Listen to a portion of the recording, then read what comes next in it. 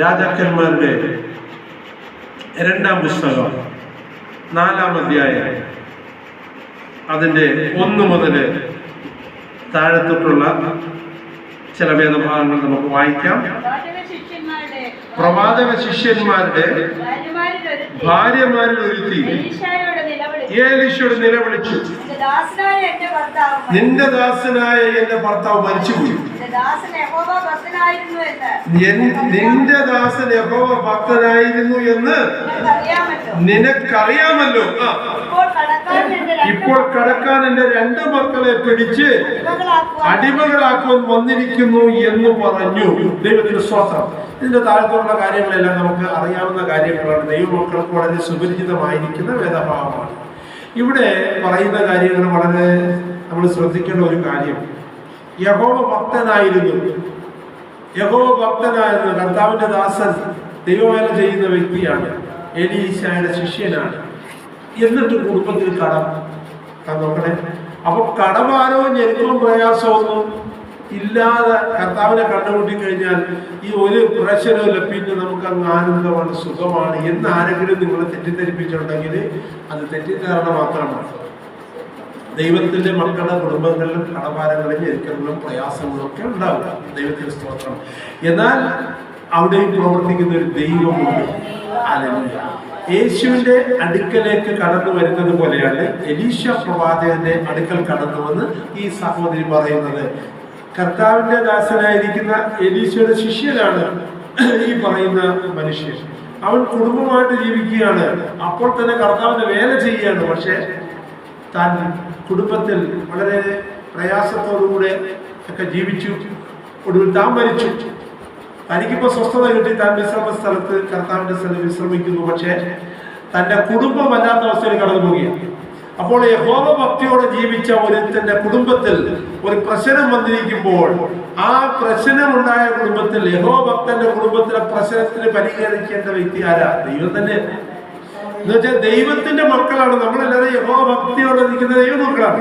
അപ്പൊ നമ്മുടെയൊക്കെ കുടുംബങ്ങളിൽ നമ്മുടെ ജീവിതത്തിലെ പ്രശ്നങ്ങൾ വരുമ്പോൾ ആ പ്രശ്നത്തെ പരിഹരിക്കാൻ ആരുണ്ട്? കർത്താവുണ്ട്.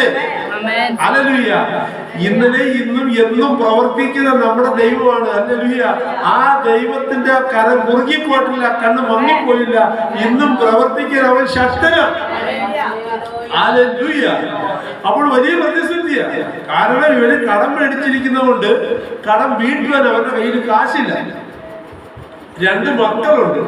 ആ മക്കളെ അടിമയായിട്ട് പിടിച്ചു കൊണ്ടുപോകാനായിട്ട് വന്നിരിക്കുകയാണ്. അടിമ കച്ചവടമൊക്കെ നമുക്ക് കേട്ടിട്ടുള്ള കാര്യങ്ങളാണല്ലോ. മനുഷ്യൻ അടിമയാക്കുന്ന അവസ്ഥ ഉണ്ടായിരുന്നത് നമ്മുടെ കേരളത്തിലുണ്ടായിരുന്നു. അടിമയായി കഴിയുമ്പോൾ അയാളുടെ അടിമ വേറെ ഒരാളിനെ വേണമെങ്കിൽ ഇയാളെ പിടിച്ചോണ്ട് പോയി ചന്ദന കൊണ്ടുപോയി വിൽക്കും. ഇങ്ങനെ ചന്ദന കൊണ്ടുപോയി വിൽക്കുന്നത് നമ്മൾ ആടിനെയും പ്രാവിനെയൊക്കെ വിൽക്കുന്നത് പോലെ ആ അടിമകളെ കൊണ്ടുപോയി ചന്ദന കൊണ്ടുപോയി വിൽക്കും. ആണുങ്ങളെ, പെണ്ണുങ്ങളെ, പെൺകുട്ടികളെ, ആൺകുട്ടികളെ, പല പ്രായത്തിലുള്ളവർ. വൃദ്ധന്മാരെയൊന്നും ആരും എടുക്കത്തില്ല, അവരെ കൊണ്ടുപോയിട്ടൊന്നും ചെയ്യാതെ. അപ്പൊ ചെറുപ്പക്കാരെ, നല്ല തീഷ്ണുകൾ, കാണാൻ കൊള്ളാവുന്നൊരു സൗന്ദര്യമുള്ളവര് ഒക്കെ കാണുമ്പോഴത്തേക്ക് എന്റെ വീട്ടിലെ ഇവന് അടിമയാക്കണമെങ്കിൽ അവന് ഒരു അഭിപ്രായവുമില്ല, അവനൊന്നും പറയാൻ പറ്റത്തില്ല. യജമാൻ എന്ത് പറയുന്നു അത് മുഴുവനും അനുസരിച്ച് പോകണം. അത് ഈ കേരളത്തിൽ മാത്രമല്ല, ലോകം മുഴുവനും ഈ അടിമത്തം ഉണ്ടായിരുന്നു. ഈ അടിമത്തത്തിൽ നിന്ന് ഇന്ന് ഈ സ്വതന്ത്ര അവസ്ഥയിലേക്ക് ഈ ലോകത്തെ കൊണ്ടുവന്നിരിക്കുന്നത് യേശുക്രിസ്തുവാണ്. അടിമത്തത്തെ തകർത്തത് കർത്താവായ യേശുവാണ്. യേശുവിന്റെ വചനമാണ്. ഈ വചനം എവിടെയൊക്കെ ചെന്നു അവിടെ ഒക്കെയും ദൈവത്തിന്റെ പ്രവൃത്തികൾ നടക്കുവാനായിട്ട് അന്നും ഇന്നും അത് നടന്നുകൊണ്ടിരിക്കുക. പക്ഷെ പല ആൾക്കാരും ഇതിന് വേണ്ട പ്രാധാന്യം കൊടുക്കുന്നില്ല. അമേരിക്കയിൽ നിന്നാണ് പല മിഷണറിമാരും നമ്മുടെ നാട്ടിലോട്ട് കടന്നു വന്നത്.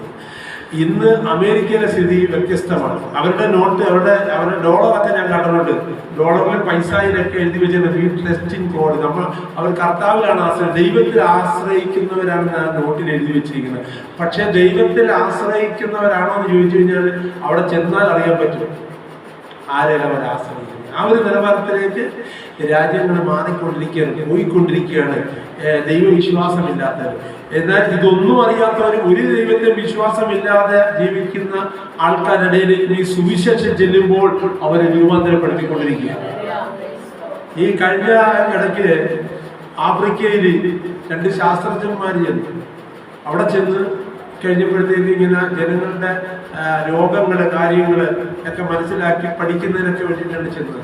അവിടെ ചെന്ന് പത്രവർത്തകർക്കാരുടെ ചെന്ന് ആൾക്കാരൊക്കെ ഇങ്ങനെ പരിശോധിച്ച് കാര്യങ്ങളൊക്കെ നോക്കിക്കൊണ്ടിരിക്കുമ്പോൾ ഓടി പിടിച്ചപ്പോൾ ഒരു പാവപ്പെട്ട വല്യമ്മ, വളരെ പ്രായമുള്ള അമ്മച്ചി, ഒരു കീറി പറഞ്ഞ ഒരു പഴഞ്ചൻ ബൈബിള് തുറന്നിങ്ങനെ ആർത്തിയോടെ ഇങ്ങനെ വായിച്ചുകൊണ്ടിരിക്കും. അപ്പൊ ഈ ശാസ്ത്രജ്ഞന്മാർ അവരോട് ചോദിച്ചു, നിങ്ങൾ എന്തുവാ അമ്മച്ചി ഈ വായിക്കുന്നത്? അത് ഞാൻ വായിക്കുന്നത് വിശുദ്ധ ബൈബിളാണ്. അയ്യേ, ഈ പഴഞ്ഞ പുസ്തകം കൊണ്ട് നടക്കുക, ഇതൊക്കെ കാലകരണപ്പെട്ട, ഇതൊക്കെ വായിച്ചിട്ട് എന്ത് പ്രയോജനം? ഇത് എന്ത് കാര്യത്തിനാണ് ഇതൊക്കെ വായിക്കുന്നത്? ഇതൊക്കെ വിട്ടിട്ട് വേറെ എന്തെല്ലാം കാര്യങ്ങളുണ്ട് എന്നൊക്കെ ഈ അമ്മച്ചിയോട് പറഞ്ഞപ്പോ അമ്മച്ചി പറഞ്ഞു, എൻ്റെ സാറന്മാരെ, നിങ്ങൾ ഇപ്പോൾ എൻ്റെ മുമ്പിൽ നിന്ന് ഇങ്ങനെ സംസാരിക്കുന്നില്ലേ? ഇങ്ങനെ സംസാരിക്കാൻ ഇടയാക്കിയത് തന്നെ ഈ ബൈബിള് ഞങ്ങൾ മനസ്സിലാക്കിയത് കൊണ്ടാണ്. ഇല്ലായിരുന്നെങ്കിൽ നിങ്ങൾക്ക് ഇവിടെ വരാൻ പറ്റത്തില്ല. നിങ്ങൾ വരുന്നതിന് മുമ്പ് തന്നെ നിങ്ങളെ കണ്ടിച്ച് ഞങ്ങളുടെ അടുപ്പയിൽ വെച്ച് ഇപ്പൊ നിങ്ങൾ അവിടെ നിന്ന് വേഗണ്ടാണ്. നിങ്ങളുടെ തലയോട്ടിയൊക്കെ ഞങ്ങൾ ഇങ്ങനെ ഓടി കഴിക്കേണ്ടതാണ്. നിങ്ങൾ അപ്പുറത്ത് ചെന്ന് നോക്ക്, അവിടെ കാണാം 100 കണക്കിന് ആൾക്കാരെ കൊന്നതിന്റെ തലയോട്ടികൾ കൂട്ടിയിട്ടിരിക്കുന്നത്, അസ്ഥികൾ. അപ്പോൾ ഞങ്ങൾ നരഭോജികളായിരുന്ന ഞങ്ങളെ ഇപ്പോൾ നരസ്നേഹികളാക്കി തീർക്കുന്നത് ഈ ബൈബിളാണ്, ഈ വചനമാണ്. അപ്പോൾ വചനം ഇന്നും മനുഷ്യരെ രൂപാന്തരപ്പെടുത്തിക്കൊണ്ടിരിക്കുകയാണ്. ദൈവവചനത്തിന് ശക്തിയുണ്ട്, ദൈവവചനത്തെ പറഞ്ഞിരിക്കുന്ന കാര്യങ്ങൾക്ക് ശക്തിയുണ്ട്. ഇപ്പോൾ ഇവിടെ ഈ പ്രസംഗിച്ചു കൊണ്ടിരിക്കുന്ന ഈ സമയത്ത് തന്നെ, നിങ്ങളിത് കേൾക്കുന്ന ഈ നിമിഷത്തിൽ തന്നെ, വെള്ളിയാഴ്ചയാണുള്ള ദൈവങ്ങളെ ഈ ഉപവാസ പ്രാർത്ഥനയായിരിക്കുന്ന നിങ്ങളുടെ ജീവിതത്തിലെ ദൈവത്തിന്റെ കരം കുറുകിപ്പോണ്ട ഇന്നും പ്രവർത്തിക്കാൻ ശക്തനാണ്. നിങ്ങളെ ഭക്തിയോടെ നിൽക്കുന്ന ദൈവത്തിന്റെ പൈതലാണോ, നിങ്ങളുടെ വിഷയത്തിന്റെ മേൽ ദൈവം പ്രവർത്തിക്കും.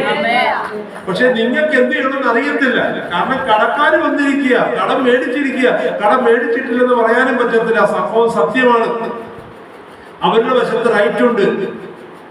അപ്പൊ കുഞ്ഞുങ്ങളെ പിടിച്ചോണ്ട് പോകും, അടിമയാക്കാനായിട്ട് വന്നിരിക്കുകയാണ്. എന്ത് ചെയ്യണമെന്ന് അറിയാതെ ഒരു ഭാരപ്പെട്ട് കർത്താവിന്റെ അടുക്കൽ ചെന്ന് കരയുന്നത് പോലെ, ഇന്ന് നിങ്ങൾ മനം തകർന്ന് ദൈവത്തോട് നിലവിളിക്കുന്നത് പോലെ, ഈ സ്ത്രീ എലീശ പ്രവാചകന്റെ അടുക്കൽ വന്ന് നിലവിളിക്കുമ്പോൾ ഈ സ്ത്രീയോട് പ്രവാചകൻ ചോദിക്കുന്ന ഒരു കാര്യമാണ്, നിന്റെ കയ്യിൽ എന്തുണ്ട്? ഈ കടം വീട്ടാനായിട്ട് നിന്റെ കയ്യിൽ എന്തുണ്ടെന്നാണ് ചോദിച്ചത്. അപ്പോൾ അവള് പറയുകയാണ്, എന്റെ കയ്യിൽ ഒന്നുമില്ല, ആകപ്പാട് ഒരു തുരുത്തിയിൽ കുറച്ച് എണ്ണ വീട്ടിയിരിക്കൊണ്ട്, എണ്ണ അല്പം എണ്ണയല്ലാതെ വേറെ ഒന്നും എന്റെ കയ്യിലില്ല എന്ന് പറയുവാനിടയായിരുന്നു. തിരുവചനം പഠിക്കുമ്പോൾ എണ്ണ എന്ന് പറയുന്നത് പരിശുദ്ധാത്മാവിനെ കാണിക്കുന്നു. ദൈവത്തിന് സ്തോത്രം.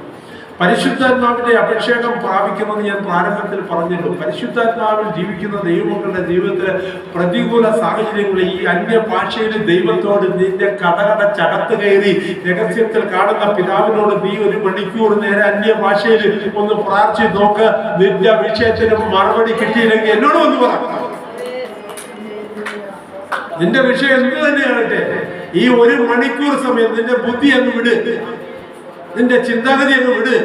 നീ അകത്ത് കയറി മുറിയടച്ച് കടകടച്ച് നീ പ്രാർത്ഥിക്കുന്നത് നിന്റെ ദൈവത്തിന് മാത്രമേ മനസ്സിലാവുന്നുള്ളൂ. നിന്റെ ഹൃദയത്തിൽ നിനക്ക് വേദനയുടെ ഭാരമുണ്ട്, പ്രയാസമുണ്ട്. ഇതിനെ എങ്ങനെ പരിഹരിക്കാമെന്ന് നിനക്കറിയത്തില്ല. അത് ദൈവത്തിന് മാത്രമേ പരിഹരിക്കാൻ കഴിയുന്നുള്ള അറിവ് നിനക്കുണ്ടെങ്കിൽ നീ അന്യഭാഷ അഭിഷേകത്തോടുകൂടി നീ മുറിയടച്ച് അകത്ത് കയറി നീ രഹസ്യത്തിൽ നിന്റെ ഹൃദയത്തെ അറിയുന്ന ഒരു ദൈവമുണ്ട്. ആ ദൈവത്തോട് നീ ഒന്ന് പ്രാർത്ഥിച്ചു നോക്ക്. 1 മണിക്കൂർ നീ പ്രാർത്ഥിക്കുക. എന്നിട്ട് എനിക്ക് ഫോൺ ചെയ്യും, പ്രാർത്ഥനയ്ക്ക് മറുപടി കിട്ടുകയില്ലെന്ന് നോക്കും. ഹല്ലേലൂയ. കാരണം നമ്മുടെ ദൈവം ജീവിക്കുന്നു, ജീവനുള്ള ദൈവമാണ്. അവരടുത്ത് പറഞ്ഞ, നീ ഒരു കാര്യം ചെയ്യും, നീ വീട്ടിൽ ചെന്നിട്ട് നിന്റെ അയലത്തിലുള്ള വീട്ടുകാരുടെ കയ്യിൽ നിന്ന് എല്ലാം പാത്രം മേടിക്കണം. എന്നിട്ട് പ്രത്യേകം ദേവദാസൻ പറഞ്ഞു, നേരത്തെ വായിച്ച് പോകാൻ സമയമില്ലാത്ത ഞാൻ പെട്ടെന്ന് വായിച്ച് പറയുകയാണ്. അതായത് നീ അയലത്തിലുള്ള വീട്ടുകാരിൽ നിന്നൊക്കെ പാത്രം മേടിക്കണം, പാത്രം കുറഞ്ഞു പോകരുത്. അദ്ദേഹം പറഞ്ഞു, ദേവദാസൻ പറഞ്ഞു, പാത്രം കുറഞ്ഞു പോകരുത്. അപ്പൊ ഈ അയലന്തരത്തുകാരുമായിട്ട് നമുക്കൊരു ബന്ധം ഉണ്ടായിരിക്കണം. ദൈവമക്കളെ, ബൈബിൾ പറഞ്ഞത് ദേശത്ത് പാർത്ത് വിശ്വസ്തത ആചരിക്കുക. നമ്മൾ ഈ ജീവനുള്ള ദൈവത്തെ സേവിക്കാൻ ഇറങ്ങി തിരിച്ചിരിക്കുന്നതുകൊണ്ട് അയലന്തരത്തുള്ള ആൾക്കാർക്ക് അറിയത്തില്ല നമ്മൾ ജീവനുള്ള ദൈവത്തെയാണ് സേവിക്കുന്നത്. അവർക്ക് തോന്നുന്നത് എന്തോ ഭോഷത്വമാണെന്ന്. കാരണം ഇത് സത്യദൈവത്തെയാണ് നമ്മൾ സേവിക്കുന്നത് അവർ അറിഞ്ഞിരുന്നെങ്കിൽ അവരെപ്പോഴേ നമ്മളോടൊപ്പം ദൈവത്തെ ആരാധിക്കുമായിരുന്നു.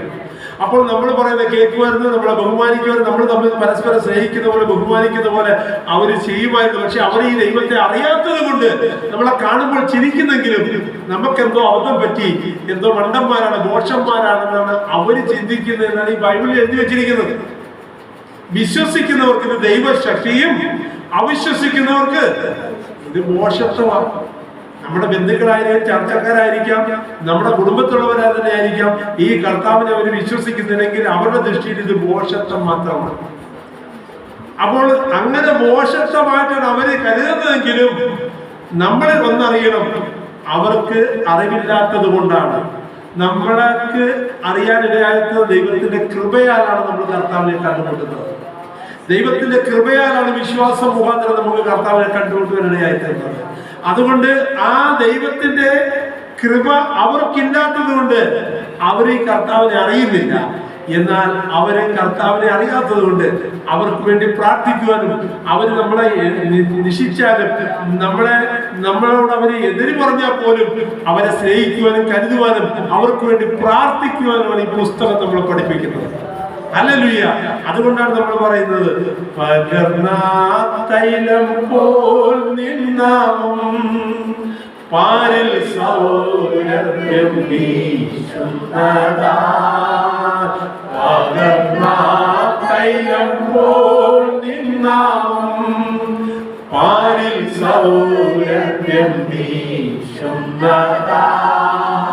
പഴി ദൂഷി നിന്ന ഞെരുക്കങ്ങളിൽ എന്നെ സുഗന്ധമായി മാറ്റണമേ.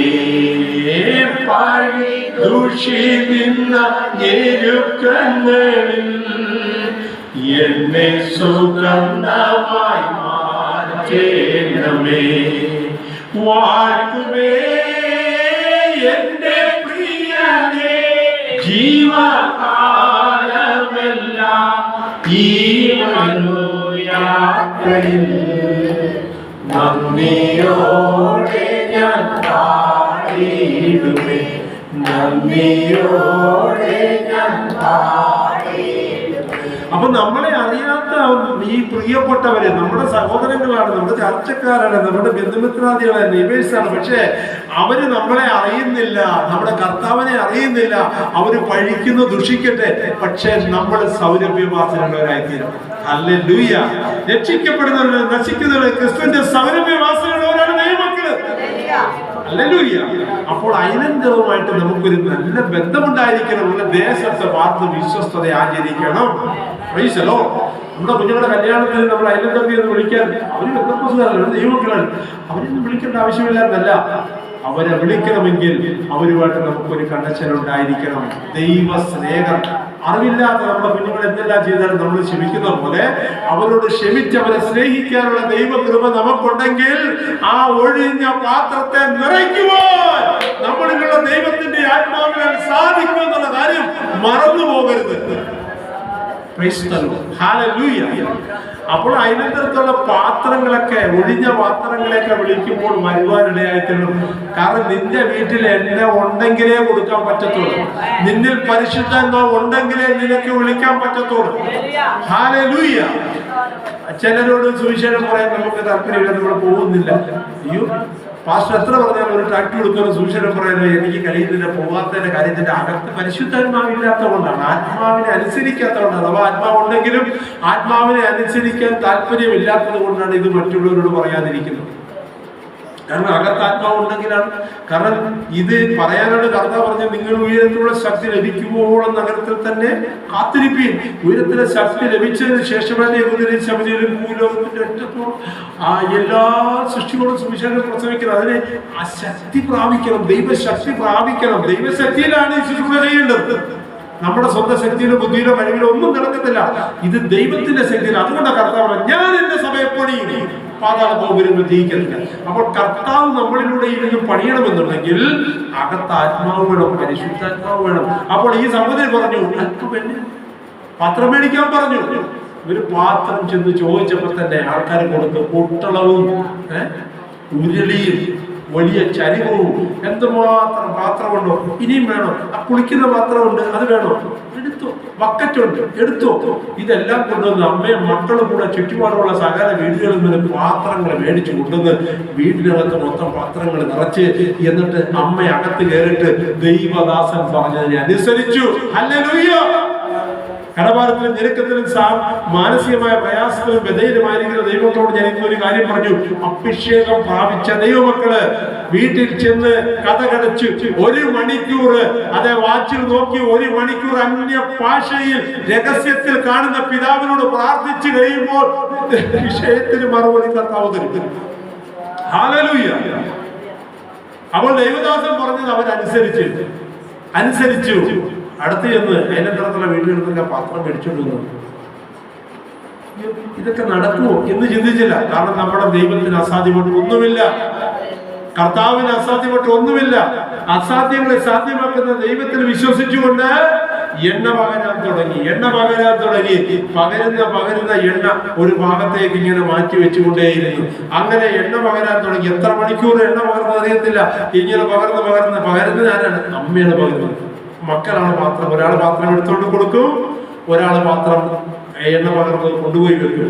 അങ്ങനെ ഈ 2 മക്കളും അമ്മയും കൂടെ എണ്ണ പകരാൻ തുടങ്ങി. പകർന്ന് കഴിഞ്ഞപ്പോഴത്തേക്കും ഒടുവിൽ ഈ മകന്റെ അടുത്ത് അമ്മ പറഞ്ഞു, മോനെ ഇനിയും കൊണ്ടുപോയി പാത്രം.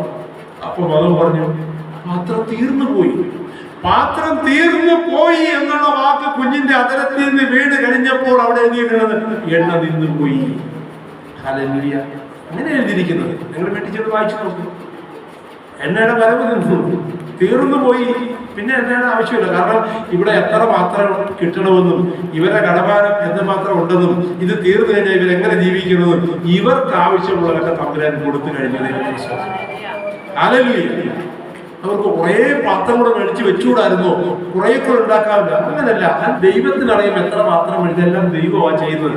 ദൈവം പറഞ്ഞ ഒരു കാര്യം അനുസരിക്കാൻ നമുക്ക് മനസ്സുണ്ടെങ്കിൽ നമ്മുടെ അയ്യോ കുറെ കൂടെ ചെയ്യേണ്ടതാണ്, കുറച്ചുകൂടെ അങ്ങനെ ചെയ്യേണ്ടതാണ്, അങ്ങനെ ഒരു ചിന്തയും വേണ്ട. പരിശുദ്ധാത്മാവ് എല്ലാം നിയന്ത്രിക്കും. ഹല്ലേലൂയ. എല്ലാം പരിശുദ്ധാത്മാവ് നിയന്ത്രിക്കുന്നത്. ഞാൻ പറഞ്ഞിട്ടുണ്ടല്ലോ, കർത്താവ് അവർക്ക് ഭക്ഷണം കൊടുത്ത വ്യവസ്ഥ പ്രകാരമാണ്. അബ്രഹാം ഓരോരുത്തർക്ക് ഇടങ്ങഴിയുടെ അപ്പം കൊടുത്ത് ഇടങ്ങഴി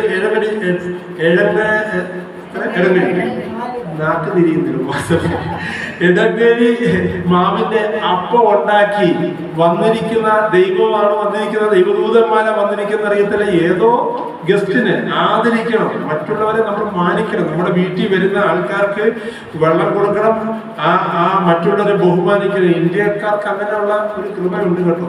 നമ്മളത് ചെയ്യണം, മറ്റുള്ളവരെ മാനിക്കണം. നമ്മളാകുമ്പോൾ ഒന്നുകൂടെ നമ്മളെക്കാൾ ശ്രേഷ്ഠനെന്നല്ല. അങ്ങനെ അപ്പോൾ കൊടുത്തു കഴിഞ്ഞപ്പോഴത്തേക്കും മഞ്ഞ കൊടുത്തപ്പോൾ കർത്താവ് പറഞ്ഞ് ഇടങ്ങഴി വെച്ച് പിറക്കാനാണ്.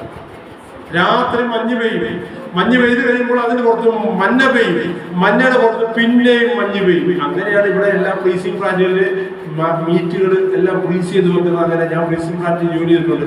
അങ്ങനെ ഫ്രീസ് ചെയ്യുന്നത് ഇത് കണ്ടുപിടിച്ചത് ദൈവമാണ്, ഇത് കാണിച്ചു കൊടുത്തത് ഇസ്രായേലിന്റെ ദൈവമാണ്. അപ്പോൾ അന്ന് മുതൽ ലോകം മുഴുവൻ അത് ചെയ്തുകൊണ്ടിരിക്കുകയാണ്. അപ്പോൾ അഴുക്കിന് ഈ മരുഭൂമിയിൽ വീഴുന്ന മഞ്ഞയ്ക്ക് ഒരു കേടും ഉണ്ടാകത്തില്ല. കാരണം കേട് കൂടാതെ അതിനെ സൂക്ഷിക്കുന്നത് ഐസിനകത്താണ്. ഫ്രീസ് ചെയ്ത് സൂക്ഷിക്കുക. രാവിലെ എഴുന്നേറ്റ് വരുമ്പോൾ സൂര്യനെ ഇങ്ങനെ ഉദിച്ച് ഉയർന്നു കഴിയുമ്പോൾ ആ മുകളിലുള്ള മഞ്ഞ് ഉരുകി, ഐസ് കട്ടകൾ ഉരുക്കി മാറിയിട്ട് ആ കൊത്തമ്പലി പോലുള്ള ആ മനോഹരമായിരിക്കുന്ന വസ്തു പിറക്കിയെടുക്കുകയാണ്. ഇടങ്ങഴി പിറക്കി കഴിയുമ്പോൾ തന്റെ കാര്യം ഓക്കെയായി, തനിക്കത് വീട്ടിലോട്ട് കൊണ്ടുപോകാം. പക്ഷേ ചില ആൾക്കാർക്ക് പറഞ്ഞാൽ അനുസരിക്കുന്നവരല്ലല്ലോ. മറ്റുള്ളവർക്ക് കിട്ടുമോ കിട്ടാതിരിക്കാൻ വേണ്ടിയില്ല തൂത്ത് വാരിയെടുക്കുക. ചിലർ 3 ഇടങ്ങഴി 4 ഇടങ്ങഴിയൊക്കെ വാരിയെടുത്തു. ചില ആൾക്കാരുണ്ട് ഇത്രയൊന്നും വേണ്ട, മറ്റുള്ളവർ കൂടെ കിട്ടിയില്ലെങ്കിലും അതുകൊണ്ട് എനിക്ക് കുറച്ച് മതി എന്ന് പറഞ്ഞു ഉരിയ എടുത്ത ആൾക്കാരുണ്ട്. നാഴിയുടെ പകുതിയാണ് ഉരി എന്ന് പറഞ്ഞത്. 4 നാഴിയാണ് ഇടങ്ങഴി എന്ന് പറഞ്ഞത്. 4 നാഴി 5 നാഴിയും 10 നാഴിയൊക്കെ പിറക്കിയ ആൾക്കാരുണ്ട്. എല്ലാവരും വീട്ടിൽ കൊണ്ടുവന്ന് അളന്നു നോക്കിയപ്പോൾ ഉരി പിറക്കിയ ആളിനുണ്ട് ഇടങ്ങഴി, 5 ഇടങ്ങഴി പിറക്കിയ ആൾക്കാർക്കുണ്ട് ഇടങ്ങഴി. അപ്പൊ അധികം പറക്കിയവർക്ക് അധികം ഉണ്ടായില്ല, കുറച്ച് പറക്കിയവർക്ക് കുറവുണ്ടാക്കാം. ദൈവം കൊടുക്കുമ്പോൾ കൃത്യമായിട്ട് കൊടുക്കും. അപ്പൊ സ്വർഗത്തിലെ ദൈവം എല്ലാം ഭംഗിയായിട്ടാണ് ചെയ്യുന്നത്. ദൈവഹിതപ്രകാരമാണ്. ദൈവമക്കളെ, ഇന്ന് നിങ്ങളൊരു കടപ്പാരത്തിലായിരിക്കുന്നുവെങ്കിൽ, ഇന്ന് നിങ്ങളൊരു വലിയ മാനസിക പ്രയാസത്തിലായിരിക്കുന്നെങ്കിൽ, നിങ്ങളൊരു ടെൻഷനിലൂടെ കടന്നു പോകുകയാണെങ്കിൽ ഓർക്കണമേ, ഇത് ദൈവം അറിഞ്ഞിട്ടാണ്. നിങ്ങൾ രക്ഷിക്കപ്പെടുന്നതിന് മുമ്പ് തന്നെ ദൈവം നിങ്ങളെ കണ്ടതാണ്. അമ്മയുടെ ഉദരത്തിൽ ഉരുവാകുന്നതിന് മുമ്പ് ദൈവം നിങ്ങളെ കണ്ടതാണ്. നിന്റെ ജീവിതത്തിൽ എന്തൊക്കെ സംഭവിക്കുന്നു, എങ്ങനെ പോകുന്നെല്ലാം ദൈവത്തിന് അറിയാമെന്നുള്ള ഒരു അറിവെന്ന് പകരം നിനക്കുണ്ടാകട്ടെ. നിന്റെ ഹൃദയത്തിന്റെ വേദന മാറട്ടെ, നിന്റെ ടെൻഷൻ മാറട്ടെ, നിന്റെ പ്രയാസം മാറട്ടെ. ദൈവം അറിയാതെ ഒന്നും സംഭവിക്കുന്നില്ല. നിങ്ങൾ വിചാരപ്പെട്ടുകൊണ്ട് നിങ്ങൾക്ക് ഒരു പ്രയോജനമില്ലെന്നാണ് യേശുക്രിസ്തു പറയുന്നത്. യേശുക്രിസ്തുവിന്റെ വാക്കിന് മാറ്റമില്ല. അങ്ങനെ ദൈവം ഒരു കാര്യം പറയുന്നുവെങ്കിൽ നമ്മൾ അത് എന്തുകൊണ്ട് അനുസരിക്കുന്നില്ല? നമ്മുടെ മുഖത്ത് നോക്കുമ്പോൾ പ്രസാദം തോന്നും. നമ്മുടെ മുഖത്ത് നോക്കുമ്പോൾ ഇന്ന് നമ്മുടെ നവ്യ വന്നപ്പോഴത്തേക്കും ചിലർ ചോദിച്ചു, എന്താ നിന്റെ മുഖത്ത് നീ എന്താ കഴിക്കുന്നത്, ഭയങ്കര സൗന്ദര്യമുണ്ട്, നല്ല പോലെ ഇരിക്കുന്നല്ലോ എന്നൊക്കെ പറഞ്ഞു. കഴിക്കുന്ന മെഡിസിൻ ഒന്നും ഞങ്ങൾ കഴിക്കട്ടെ, കാരണം ആശുപത്രിയിൽ ജോലി ചെയ്യുന്നതുകൊണ്ട് ആൾക്കാരുടെ ധാരണ എന്താ മെഡിസിൻ കഴിക്കുന്നത്. മെഡിസിൻ അല്ല, ഇതാണ് ദൈവകൃപ എന്ന് പറയുന്നത്. അപ്പൊ ദൈവത്തിന്റെ പരിശുദ്ധാത്മാവ് വ്യാപരിക്കുമ്പോൾ, ദൈവകൃപ വ്യാപരിക്കുമ്പോൾ നമ്മുടെ മുഖത്ത് നോക്കുമ്പോൾ ഒന്ന് നമുക്ക് ചിരിക്കാൻ ഇങ്ങനെ തോന്നണം. ഇത് നമ്മൾ ചിരിക്കത്തുമില്ല, മുഖം വീർപ്പിച്ച് ഇങ്ങനെ പോകുക. പരിശുദ്ധാത്മാവത്തുണ്ടെങ്കിൽ അങ്ങനെ മുഖം വീർപ്പിച്ച് നിൽക്കത്തില്ല. സ്നേഹത്തോടെ ചിരിക്കുന്ന മുഖത്തോടുകൂടി മറ്റുള്ളവർക്ക് ഒരു ആശ്വാസമായി തീരുവാൻ, എപ്പോഴും എപ്പോഴും മറ്റുള്ളവർക്ക് ആശ്വാസമായി തീരുവാൻ ദൈവം നമ്മളെ കുറിച്ച് ആഗ്രഹിക്കും. ദൈവത്തിന് സ്തോത്രം.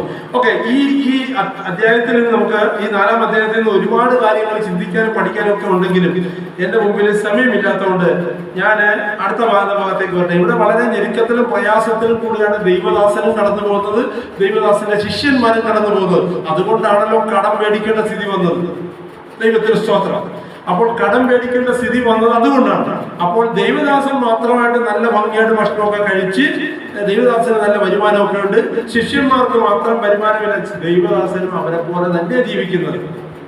എന്നാൽ ഈ ദൈവദാസൻ എന്ന് പറഞ്ഞ ആളാണ് ശരിക്കും പണമുള്ള ആളാണ്. അപ്പന് നല്ല സ്വത്തുക്കളുണ്ടായിരുന്നു. ഈ സ്വത്തൊക്കെ ഈ മകനുള്ള, ഈ സ്വത്തും പണം എല്ലാം വിട്ടിട്ടാണ് കർത്താവിന്റെ വേലയ്ക്ക് വേണ്ടിയിട്ട് എലീശ പ്രവാചകൻ ഇറങ്ങിയിരിക്കുന്നത്. അതുകൊണ്ട് താൻ സ്വത്ത് നോക്കുന്നില്ല, പണം നോക്കുന്നില്ല. ആരെങ്കിലും പണം തരാമെന്ന് പറഞ്ഞു കഴിഞ്ഞാൽ പണം നിന്റെ കയ്യിലിരിക്കട്ടെ, നീ ദൈവത്തെ അനുസരിക്കുന്നു പറയുന്ന ആളാണ് ഈ എലീശ. സ്വത്രം നയമാൻ കുറെ പൊന്നും വെള്ളി എല്ലാം കൊടുത്തു വെച്ച് കുഷ്ഠരോഗം മാറിയപ്പോഴത്തേക്കും ഇത് അല്പം എടുക്കും, അല്പമെങ്കിലും എടുക്കട്ടെ. നോ, ഇതൊന്നും നീ എനിക്ക് തരണ്ട, കാരണം ഞാൻ നിനക്ക് വേണ്ടി ഒന്നും ചെയ്തിട്ടില്ല. നിന്നെ സൗഖ്യമാക്കുന്ന ദൈവമാണ്. കുഷ്ഠരോഗം മാറ്റാൻ ദൈവത്തിന് മാത്രമേ കഴിയത്തുള്ളൂ, അല്ലാണ്ട് എനിക്ക് അതിനൊന്നും കഴിവില്ല.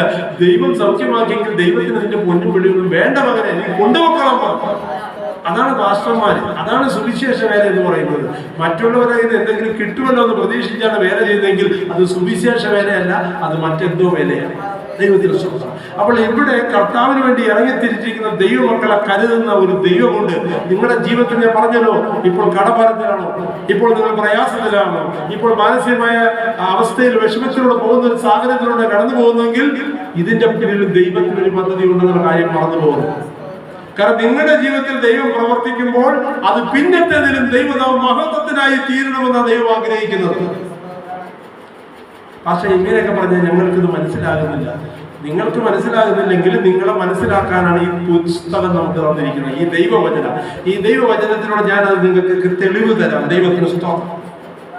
ഇവിടെ എലീശ, ഞാൻ പറഞ്ഞല്ലോ ബുദ്ധിമുട്ടും പ്രയാസങ്ങളൊക്കെ പോയെങ്കിലും എലീശയ്ക്ക് അതിന്റെ 4-ാം അധ്യായത്തിന്റെ 8 വാക്യം വായിക്കുമ്പോൾ, ഒരു ദിവസം എലീശ ശൂനേമിലേക്ക് പോയി. അവിടെ ധനികയായ ഒരു സ്ത്രീ ഉണ്ടായിരുന്നു. അവൾ അവനെ ഭക്ഷണത്തിന് വരണം എന്ന് നിർബന്ധിച്ചു. പിന്നത്തെ ദിനം അവൻ ആ വഴി പോകുമ്പോഴൊക്കെയും ഭക്ഷണത്തിനായി അവിടെ കയറി. അവൾ ആദ്യമൊക്കെ വിളിച്ചപ്പോഴൊക്കെ പുള്ളിക്കാരൻ പോകാൻ വലിയ താല്പര്യമൊന്നുമില്ല, വേണ്ട എന്ന് പറഞ്ഞു. അവൾ ഒത്തിരി നിർബന്ധിച്ചപ്പോൾ അവളുടെ വീട്ടിൽ കയറി ഭക്ഷണം കഴിക്കാൻ തുടങ്ങി. പിന്നെ അങ്ങോട്ട് അതിലെ പോകുമ്പോഴൊക്കെ അവിടെ കയറി. കാരണം വെച്ചിട്ടുണ്ടെങ്കിൽ ആ വീട് നല്ല ആൾക്കാരാണ്, സ്വഭാവം നല്ലതാണ് എന്ന് ഓർക്കുമ്പോൾ നമ്മൾ തനിയെ അങ്ങോട്ട് പോകും. പക്ഷെ ആദ്യത്തെ ടി.ഡി. ബാബു മാഷ് പറയുന്നതൊക്കെ ആദ്യത്തെ ദിവസം വലിയ സ്നേഹമൊക്കെ കാണിച്ച് 2-ാമത്തെ ദിവസം സ്നേഹം കുറഞ്ഞു പോകുമ്പോഴത്തേക്ക് നമ്മൾ അപ്പുറത്തെ വണ്ടിക്ക് പോകാനായിട്ട് നോക്കും. അപ്പോൾ ഈ സ്നേഹം കരുതൽ കണ്ടു കഴിഞ്ഞാൽ പിന്നെ നമുക്ക് അങ്ങോട്ട് ചെല്ലാൻ തോന്നും. ദൈവത്തിന് സ്വന്തം. അപ്പൊ ഈ ദൈവദാസൻ പിന്നെ അതിനെ പോകുമ്പോഴൊക്കെ അവിടെ കയറും. അപ്പൊ ദൈവദാസനും പാവപ്പെട്ട ദൈവദാസന്മാർ പോകുന്നത് പോലെ അതേ അവസ്ഥയിൽ തന്നെയാണ് ഈ ദൈവദാസൻ പോകുന്നത്. അതുകൊണ്ടാണ് ഈ വലിയ കരുതുകൊണ്ട് എത്തുന്നത്. അവസാനം ഈ സഹോദരി ഭർത്താവിനോട് എന്ന് പറഞ്ഞ് കൂടെ നമ്മുടെ വഴിയായി കടന്നു പോകുന്ന ആ മനുഷ്യൻ ഒരു ദൈവ പുരുഷൻ എന്ന് ഞാൻ കാണുന്നു. അദ്ദേഹത്തിന് നമ്മുടെ വീടിനോട് ചേർന്ന് ഒരു മാളിക ഒരു ചെറിയ മുറി അയാൾക്ക് ഉണ്ടാക്കി കൊടുക്കണം. അപ്പോൾ വലിയ മുറിയൊന്നും വേണ്ട, ചെറിയ മുറി. ഇവിടെ അങ്ങനെ ദിവസങ്ങൾ വന്ന് അട്ടിപ്പറായിട്ട് കിടക്കത്തില്ല, ഒന്ന് അല്പം ദിവസം താമസിക്കാൻ വേണ്ടിയിട്ടില്ല, വഴിയില്ലാത്ത.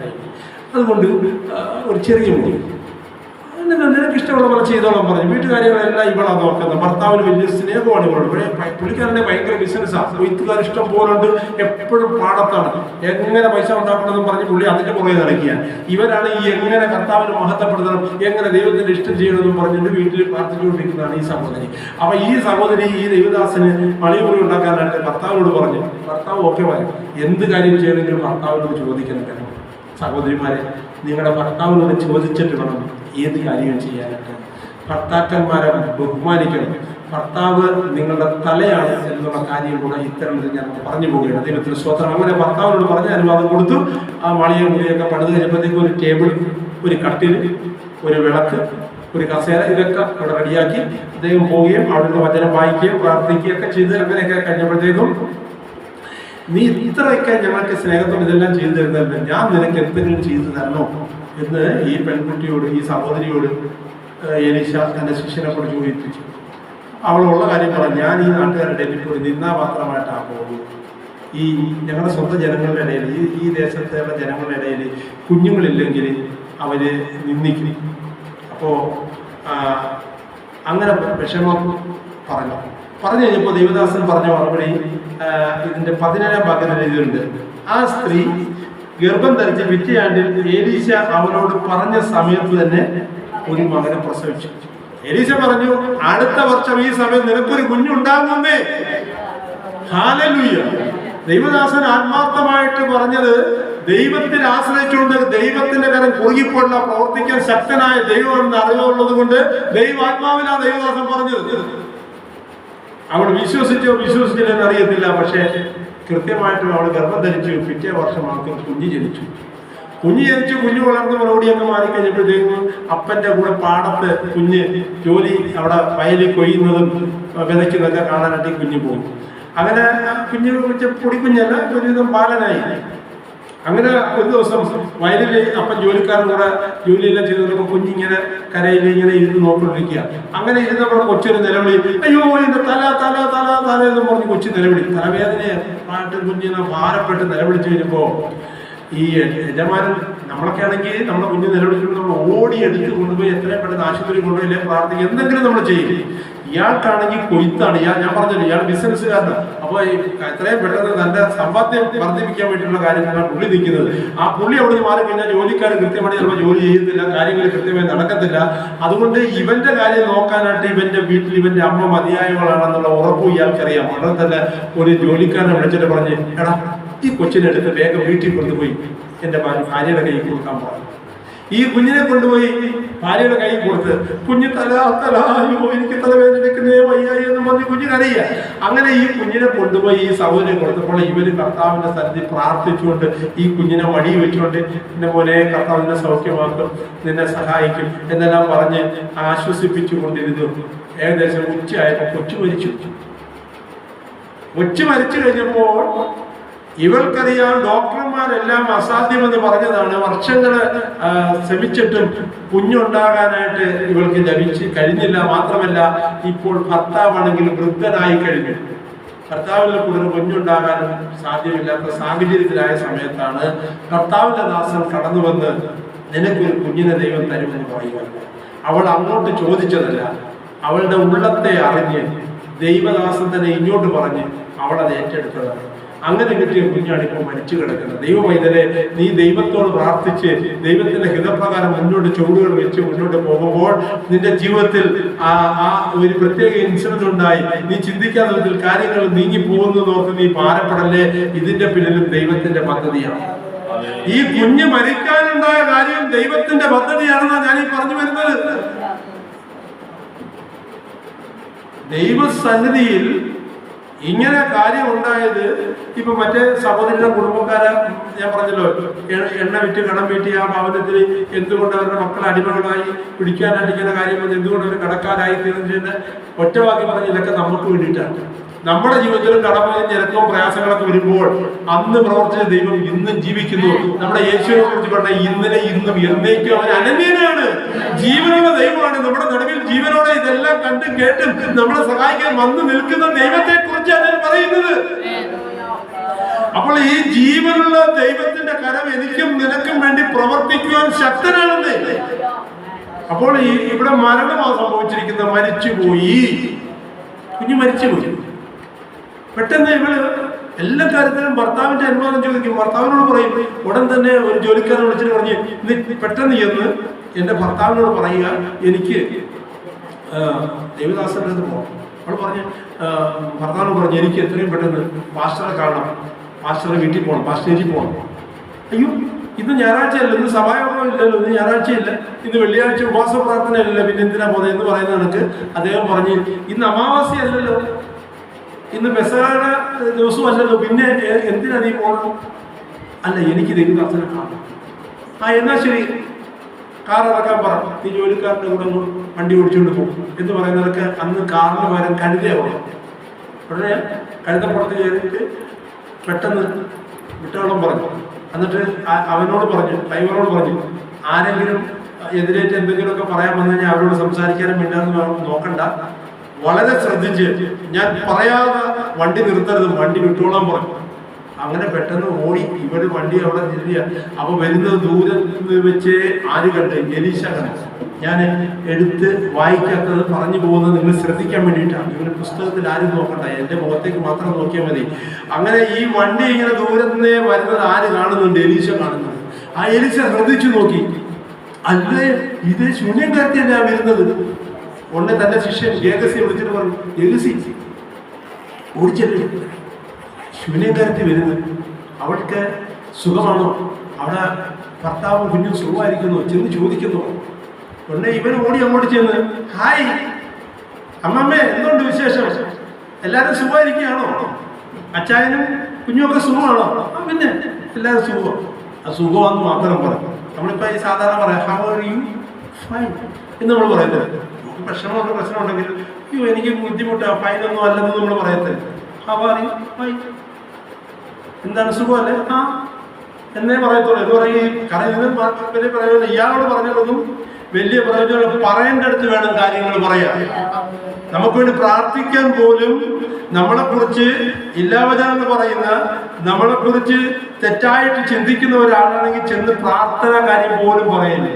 മറ്റുള്ളവരോട് പ്രാർത്ഥന കാര്യം പറയുന്ന പോലെ ഇയാൾ കേൾക്കാതെ വേണം പറയാനായിട്ട്. വളരെ പരിജ്ഞാനത്തോടെ വേണം നമ്മൾ ഇടപെടാനായിട്ട്. അത് ഗുണത്തെക്കാളെ ഇത് ദോഷം ജീവനിടയാത്ത് പറയേണ്ട അടുത്താണ് കാര്യങ്ങൾ പറയേണ്ടത്. നമുക്ക് പറയാനൊരു സ്ഥലമുണ്ട്, അത് നമ്മുടെ കർത്താവിന്റെ സന്നിധിയിലാണ്. നമ്മൾ പ്രഭുക്കന്മാരിൽ ആശ്രയിക്കേണ്ട, മനുഷ്യരിൽ ആശ്രയിക്കേണ്ട, നമ്മൾ പറയേണ്ടവന്റെ അടുത്ത് പറയേണ്ട വിധത്തിൽ കാര്യങ്ങൾ പറയണം. ഹല്ലേലൂയ. ഇവളും ഓടിച്ചെന്നു ഇവനോട് പറഞ്ഞു, ഓക്കെ എന്നൊക്കെ പറഞ്ഞു, ഫൈനലൊക്കെ പറഞ്ഞു. പക്ഷേ അവള് അടുത്തോട്ട് ചെന്നപ്പോൾ ഈ ഏകസി ദൈവദാസന്റെ അടുത്ത് പോലെ എന്ന് പറഞ്ഞ് അവളെ ഇങ്ങനെ തടഞ്ഞപ്പോ അദ്ദേഹം പറഞ്ഞില്ല, അവളെ വിട്, അവൾക്ക് എന്തോ മനോദുഃഖമുണ്ട്, യഹോവ അത് മറച്ചിരിക്കുകയാണ്. എനിക്കത് മനസ്സിലായിട്ടില്ല. ചില ദൈവദാസന്മാരെ അതവർ മറച്ചിരിക്കുന്നു പറയുമ്പോൾ, രാജാവ് അരമനയ്ക്കകത്ത് ഭാര്യയോട് പറയുന്ന കാര്യം കിലോമീറ്റർ അകലെ ഇരിക്കുന്ന ദൈവദാസന് അറിയാൻ കഴിയുന്നുവെങ്കിൽ, സഭയ്ക്കകത്ത് നാളെ നടക്കേണ്ട കാര്യങ്ങൾ സഭയിലെ വിശ്വാസികൾ ദുഃഖത്തിലോ ഭാരത്തിലോ രോഗത്തിലോ പ്രയാസത്തിലോ കടന്നു പോകുമ്പോൾ അത് പ്രാർത്ഥന മുന്നിൽ അറിയിക്കുന്ന ഒരു ദൈവം ഉണ്ടെന്നുള്ള കാര്യം ദൈവമക്കൾ മറന്നു പോകരുത്. കാരണം നമ്മുടെ ദൈവം ജീവനുള്ള ദൈവമാണ്. എത്ര ദൂരത്തായിരുന്നാലും, അമേരിക്കയിൽ ഇരിക്കുന്ന വിഷയമാണെങ്കിലും, അത് ഓസ്ട്രേലിയയിലുള്ള വിഷയമാണെങ്കിലും, UK-യിലുള്ള വിഷയമാണെങ്കിലും, കാനഡയിലുള്ള വിഷയമാണെങ്കിലും, ദൈവത്തിന്റെ ദാസൻ ദൈവസന്നിധി പ്രാർത്ഥനയോട് ഇരിക്കുമ്പോൾ ദൈവം വെളിപ്പെടുത്തി കൊടുക്കും. ഇന്ന സ്ഥലത്ത് ഇന്ന വിഷയത്തിൽ ഒരു ഭാരപ്പെട്ടിരിക്കുകയാണ്. ഉടനെ അന്യഭാഷയിൽ ദൈവത്തെ സ്തുതിച്ച് പ്രാർത്ഥിച്ച് സ്വർഗത്തിലെ ദൈവത്തോട് കാര്യങ്ങൾ പറഞ്ഞു കഴിയുമ്പോൾ അവര് പോലും അറിയാതെ അവിടെ വെടിഞ്ഞു കിടക്കുകയാണ്. അതുകൊണ്ട് കർത്താവ് പറഞ്ഞത്, പ്രാർത്ഥനയിൽ മടുത്തു പോകരുത്, എപ്പോഴും പ്രാർത്ഥിക്കണം. ഹല്ലേലൂയ. സ്വർഗത്തിലെ ദൈവം ഇത് പറഞ്ഞതല്ല, നമ്മുടെ കാര്യങ്ങൾക്ക് നീക്കിവെക്കുന്നതുവാൻ ദൈവം ശക്തനാണ്. പ്രാർത്ഥിക്കുന്ന ദൈവ മക്കളുടെ നടുവിൽ അത്ഭുതത്തിന്റെ കരം പ്രവർത്തിക്കുന്നവനാണ് ദൈവം. ചില സമയത്ത് ചില കാര്യങ്ങൾ ദൈവം വെളിപ്പെടുത്തത്തില്ല. അതെന്തിനാണെന്നറിയാവോ? അതിന്റെ പിന്നിലും ദൈവത്തിന്റെ പദ്ധതി ഉള്ളത് കൊണ്ടാണ്. ചില വിഷയത്തിന് ചില സമയത്ത് മറുപടി പറഞ്ഞ സമയത്ത് കിട്ടുന്നില്ല എങ്കിൽ ഓർക്കുക, അതിന്റെ പിന്നിൽ ദൈവത്തിനൊരു പദ്ധതി ഉണ്ട്. ദൈവത്തിന്റെ സമയത്ത് അത് ഏറ്റവും ഭംഗിയായി ദൈവം ചെയ്യുമെന്നേ. ഹല്ലേലൂയ. നീ സ്നേഹിക്കുന്ന നിന്റെ ദാസൻ സുഖമില്ലാതെ കിടക്കുന്നത്, എത്രയും പെട്ടെന്ന് വരണമെന്ന് ആളെ വിട്ടു. മാർത്തയും മറിയയും ആളെ വിട്ടിട്ട് ലാസർ സുഖമില്ലായി കിടക്കുന്ന സ്ഥലത്തേക്ക് വരാൻ യേശു വന്നില്ല. മരിച്ചിട്ട് ശവസംസ്കാരത്തിന് പോലും വന്നില്ല. അപ്പോഴും പലരും വന്നു, അനേക യഹൂദന്മാർ വന്നു, നെയ്ബേഴ്സും സ്വന്തക്കാരും ഒക്കെ വന്നു. അവരൊക്കെ വന്ന് പിന്നെയും അവരെ ആശ്വസിപ്പിച്ചുകൊണ്ടിരിക്കുകയാണ്. ദുഃഖം തീർന്നിട്ടില്ല. ഒരേ ഒരു ആങ്ങളെയാണ്, അവൻ മരിച്ചു പോയല്ലോ. ഈ കർത്താവിന് വേണ്ടി എത്രമാത്രം ഭക്ഷണം വെച്ച് എത്രമാത്രം ഈ കർത്താവിനെ സ്നേഹിച്ചതാണ്. ഈ കർത്താവിന് ഉണ്ടായിരുന്നെങ്കിൽ ഈ സഹോദരൻ മരിക്കത്തില്ലായിരുന്നല്ലോ. കർത്താവിന് ആളയച്ചിട്ട് പോലും വന്നില്ലല്ലോ എന്ന് പറഞ്ഞ് സങ്കടപ്പെട്ട് കരയുന്ന സഹോദരിമാരെ ആശ്വസിപ്പിക്കുവാൻ യഹൂദന്മാർ കടന്നു വന്നിട്ട് പോലും ആശ്വാസം ലഭിക്കാതെ അവിടെ കരഞ്ഞുകൊണ്ടിരിക്കുന്ന മറിയത്തിന് നമുക്ക് കാണാം. എന്നാൽ മരിച്ചു 4 ദിവസമായപ്പോൾ നസ്രയനിത ആ പട്ടണത്തിലേക്ക് കടന്നു വരികയാണ്. മറിയത്തിന്റെയും അതേ മാർത്തയുടെയും ഗ്രാമമാകുന്ന സ്ഥലത്തേക്ക് കർത്താവ് വന്നു കഴിഞ്ഞപ്പോൾ മാർത്തയും മറിയയും ഒരുപോലെ തന്നെ കാര്യങ്ങൾ പറഞ്ഞു, കർത്താവേ അങ്ങോട്ട് ഉണ്ടായിരുന്നുവെങ്കിൽ എന്റെ സഹോദരൻ മരിക്കും. കർത്താവ് പറഞ്ഞു, നിന്റെ സഹോദരൻ ഉയർത്തെഴുന്നേൽക്കും. ഇത് പറഞ്ഞപ്പോൾ മാർത്ത പറഞ്ഞു, അയിനോദാക്കാൻ ലോകാവസാനത്തേക്ക് എല്ലാവരും ഉയർത്തെഴുന്നേൽക്കും. ആ കൂട്ടത്തിൽ അവൻ ഉയർത്താതെ എനിക്കറിയാം. പക്ഷേ മാർത്ത ഇത് പറഞ്ഞെങ്കിലും മറിയ ഇതേ പ്രാർത്ഥന, കർത്താവേ അങ്ങോട്ടുണ്ടായിരുന്നെങ്കിൽ എന്റെ സഹോദരൻ മരിക്കത്തില്ല എന്ന് പറഞ്ഞ് അവനെ വീണ് നമസ്കരിച്ചു. കരഞ്ഞു കഴിഞ്ഞപ്പോൾ അവളോടൊപ്പം കരയുവാൻ കർത്താവ് തുടങ്ങി. നമ്മൾ ചോദ്യം ചെയ്യാതെ എന്ത് സാഹചര്യം വന്നാലും അവിടെ പ്രവർത്തിക്കുവാൻ കർത്താവ് മതിയാകുന്ന ഉറച്ച വിശ്വാസം. നമ്മുടെ ദൈവം ജീവനുള്ള ദൈവമാണ്. ഇത് കാണുന്നു, ഇത് അറിയുന്നു, എന്നെ അറിയുന്നു, എന്റെ അവസ്ഥ അറിയുന്നു. ഇപ്പൊ പ്രവർത്തിക്കുവാൻ കഴിവുള്ള ദൈവമാണെന്നുള്ള വിശ്വാസത്തിൽ ഹല്ലേലൂയ ദൈവത്തിന്റെ കരത്തിൽ ഏൽപ്പിച്ചു കൊടുക്കണം. അവിടെ സംഭവിച്ചെന്താ? മരിച്ച് നാറ്റം വെച്ച് 4 ദിവസമായ ലാസറിനെ കർത്താവ് ഉയർപ്പിക്കുന്നത് നമുക്ക് കാണുന്നു.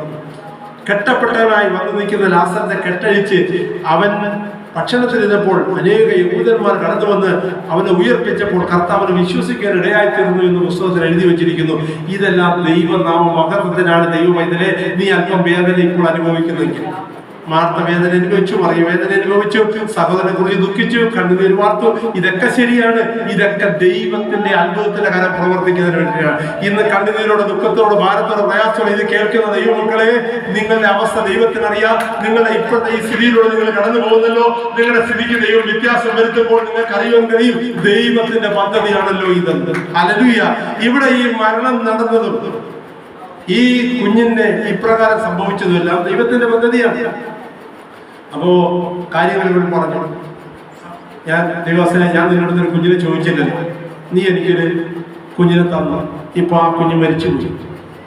ഉടനെ തന്നെ വടിയെടുത്ത് ഗേഗസിനെ കൊടുത്തിട്ട് പറഞ്ഞു, നീ പെട്ടെന്ന് ചെന്ന് പോകുന്ന വഴിക്ക് ആൾക്കാരെ പ്രൈസറോടൊക്കെ പറയും, അവരോടൊന്നും സംസാരിച്ച് ക്വസ്റ്റിനെ പറയാൻ നിൽക്കണ്ട. കാരണം പ്രൈസറോട് പറയുമ്പോഴത്തേക്കും നീ എവിടെ പോകുന്നു? ഞാൻ കൊച്ചിനെ ജീവിപ്പിക്കാൻ പോവുകയാണ്. അതിന്റെ ഭാഷ പുള്ളിക്കാരന് എൻ്റെ അടുത്ത് പറഞ്ഞ്, നീ ഇതെല്ലാം ചെയ്തോളാം. അപ്പോൾ ഞാൻ പോവുകയാണ്. അപ്പൊ ഇതൊന്നും പറയാൻ അവസരം കൊടുത്തില്ല. നീ വടിയും കൊണ്ട് ആരോടും ഒന്നും വിട്ടണ്ട, കൊണ്ടുപോയി വടി കൊണ്ടുവെക്കാൻ പറഞ്ഞു. ഈ പുള്ളിക്കാരൻ വടി കൊണ്ടുവന്ന് ഡെഡ് ബോഡിനെ പുറത്ത് കൊണ്ടുവച്ച് അവിടെ ഇവിടെയൊക്കെ വെച്ച് മുട്ടിച്ചൊക്കെ നോക്കി. പക്ഷേ കൊച്ചു മരിച്ചു കിടക്കിയാലേ കൊച്ചു അനങ്ങുന്നില്ല. അവസാനം വടിയും കൊണ്ട് പുള്ളി തിരിച്ചു പോയി. വടിയും കൊണ്ട് തിരിച്ചു പോയി. ഗേഗസ്യെ കൊണ്ട് നടക്കത്തില്ല എന്നുള്ള കാര്യം ആർക്കറിയാം? പ്രൈസലോ സൂര്യകാരത്തേക്കറിയാം. ഇവൾ അതുകൊണ്ട് അവിടെ തന്നെ മുട്ടുമ്പേ നിൽക്കുക. അവൾ പറയുകയാണ്, നീ വരാതെ ഞാൻ പോകത്തില്ല. അവൻ കൊച്ചിനെ സൗഖ്യമാക്കാൻ, കൊച്ചിനെ ജീവിപ്പിക്കാൻ അവൻ പോകണ്ട, നീ ചെല്ല് എന്ന് പറഞ്ഞു. ഞാൻ പോകുന്ന പ്രശ്നമില്ല, നീ വരാതെ ഞാൻ പോകത്തില്ല. ഹല്ലേലൂയ. നമ്മുടെ ദൈവത്തിന്റെ കരത്തെ ചലിപ്പിക്കാൻ നമുക്ക് കഴിയണം. ദൈവമക്കളെ, ഞാൻ ഇവിടുന്ന് എഴുന്നേക്കണമെങ്കിൽ നീ പറയാതെ എഴുന്നേക്കത്തില്ല. നീ എനിക്ക് ആശ്വാസം തരാതെ ഞാൻ എന്റെ പ്രാർത്ഥന നിർത്തത്തില്ല. അങ്ങനെ ദൈവമായിട്ടൊരു മൽപ്പിടുത്തം നടത്തണം ദൈവമക്കളെ. അത് കണ്ണുനീരോടുകൂടി നമുക്ക് കഴിയത്തുള്ളൂ മൽപ്പിടുത്തം നടത്താനായിട്ട്. അങ്ങനെ ഇവള് കണ്ണുനീരോടുകൂടി മൽപ്പിടുത്തം നടത്തിയപ്പോ എലീശ പറഞ്ഞാ ശരി വാ. അങ്ങനെ എലീശയുമായിട്ട് അവിടെ ചെന്ന് കഴിഞ്ഞപ്പോൾ ഗേഗസി എതിരേറ്റ് വരിക.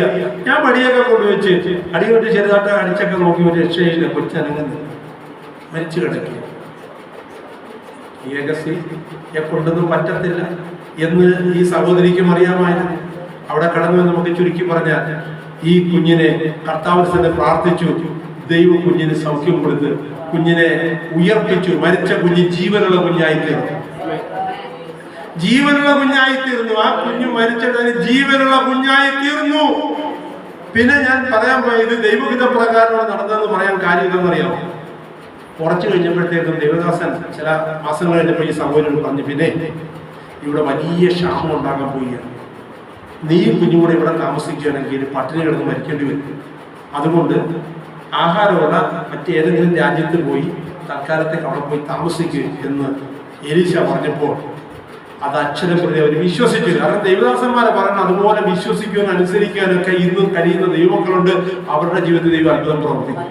അങ്ങനെ ഈ സഹോദരി കുഞ്ഞുമായിട്ട് വേറെ സ്ഥലത്ത് പോയി, വേറെ രാജ്യത്ത് പോയി അവര് അവിടെ കഴിക്കും. ചില വർഷങ്ങൾ കഴിഞ്ഞപ്പോഴത്തേക്ക് കൊണ്ട് അറിയുന്നു തങ്ങളുടെ രാജ്യത്ത് ക്ഷാമമെല്ലാം മാറി, അവിടെ ഇപ്പോൾ കുഴപ്പമില്ല, അവിടെ നല്ല വിളവൊക്കെ ഉണ്ട്, വയലൊക്കെ നല്ല പോലെ വിളവ് തരുന്നുണ്ട്. ഇന്നത്തെ കണക്ക് വലിയ ബിസിനസ് ഒന്നും, അന്നത്തെ ബിസിനസ് എല്ലാം ആട് വളർത്തൽ, മൃഗങ്ങളെ വളർത്തൽ, വയലിൽ കൃഷി ചെയ്യുക, ഇങ്ങനെയൊക്കെയാണ് അന്ന് പണം ഉണ്ടായിക്കൊണ്ടിരിക്കുന്നത്. അപ്പോൾ ഇവിടെ അതുപോലെ തന്നെ ഇവിടെ കൃഷിയൊക്കെ നന്നായിട്ട് പോകുന്ന കാര്യങ്ങളൊക്കെ അറിഞ്ഞപ്പോഴത്തേക്ക് ഇവിടെ മടങ്ങി തന്റെ വീട്ടിലോട്ട് വന്നപ്പോഴത്തേക്ക് തനിക്ക് വീടില്ല, കൂടില്ല, ഒന്നുമില്ല, തന്റെ വയലുമില്ല, ഒന്നുമില്ല. ഇതൊക്കെ വേറെ ആൾക്കാർ അവതരിച്ചു.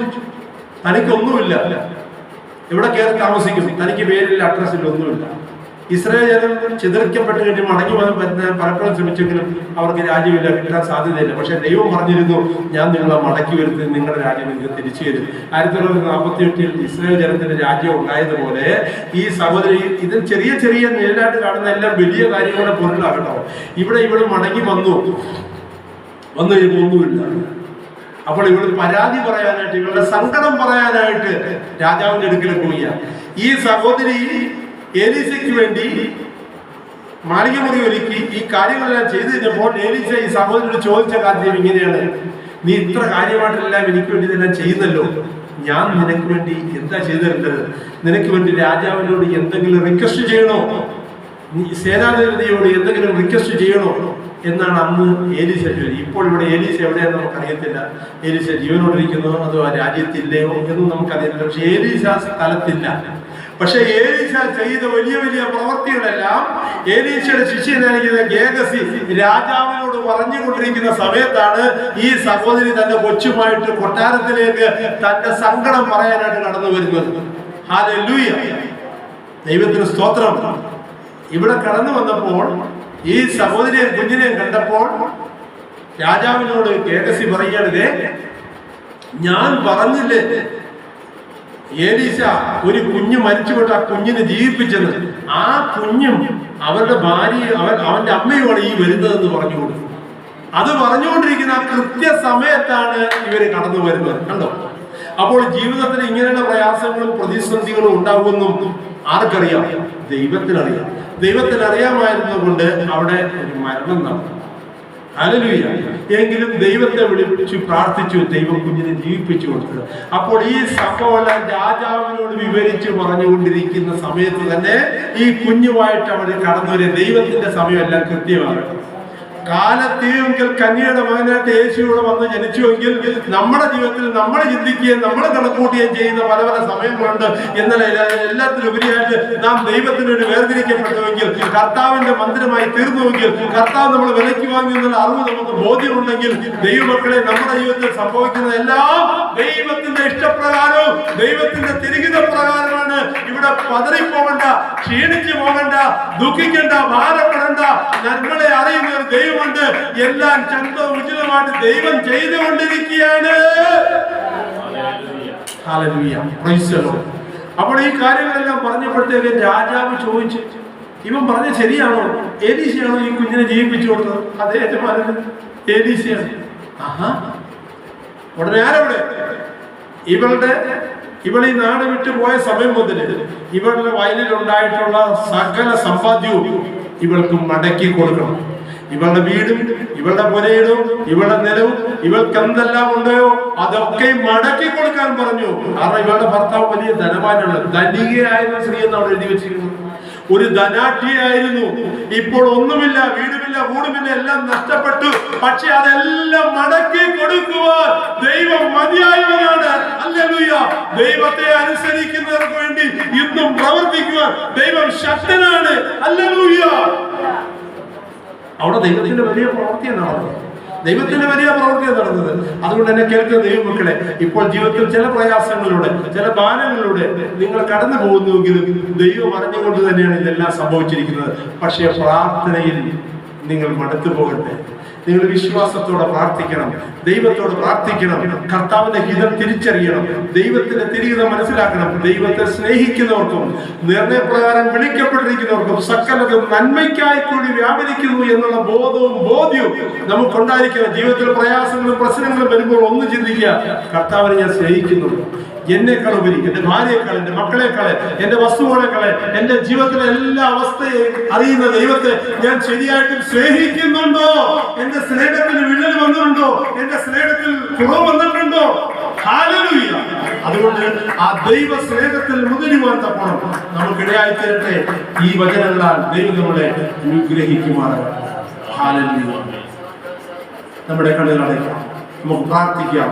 ഈ കേട്ട വചനങ്ങളെ ധ്യാനിച്ചുകൊണ്ട് വൈകുന്നേരം നടക്കാനുള്ള ശുശ്രൂഷയെ ഓർത്തുകൊണ്ട് കടന്നു വരാനുള്ള ദൈവദാസൻ തക്ക സമയത്ത് കടന്നു വരുവാനും വൈകുന്നേരത്തെ മീറ്റിംഗിൽ ദൈവമക്കൾ എല്ലാവരും കടന്നു വരുവാനും കർത്താവ് സഹായിക്കണമെങ്കിൽ നാളെ നടക്കാനുള്ള മീറ്റിങ്ങിന്, രാവും പകലും നടക്കാനുള്ള മീറ്റിംഗ്, നാളത്തെ മീറ്റിംഗില് നമ്മുടെ പാസ്റ്റർ അനീഷ് കൊല്ലം, വൈകിട്ട് ശുശ്രൂഷിക്കുന്ന പാസ്റ്റർ ഷാജി വിരുമ്പൽ, ഈ ദേവദാസന്മാരെയൊക്കെ കൃത്യസമയത്തിൽ കൊണ്ടുവരുവാനും സ്വർഗീയ ആലോചന ദൈവം നമുക്ക് നൽകി തരുവാനും കർത്താവ് കൃപ ചെയ്തതിന് നമുക്ക് പ്രാർത്ഥിക്കാം. വലിയൊരു ശ്രോതന ഞാൻ ചോദിക്കുമ്പോൾ ടോമി ശ്രോതം പ്രാർത്ഥിക്കും. പരിശുദ്ധ ദൈവമേ, സ്വർഗീയ പിതാവേ, അനുഗ്രഹിക്കപ്പെട്ട ആത്മീയ ദൂതുകളായ ദൈവം ഞങ്ങൾക്ക് പകർന്നു തന്നുകൊണ്ട് ദൈവത്തെ സ്നേഹിക്കുന്നവർക്ക് നിർണയപ്രകാരം വിളിക്കപ്പെട്ടവർക്ക് തന്നെ സകലതും നന്മ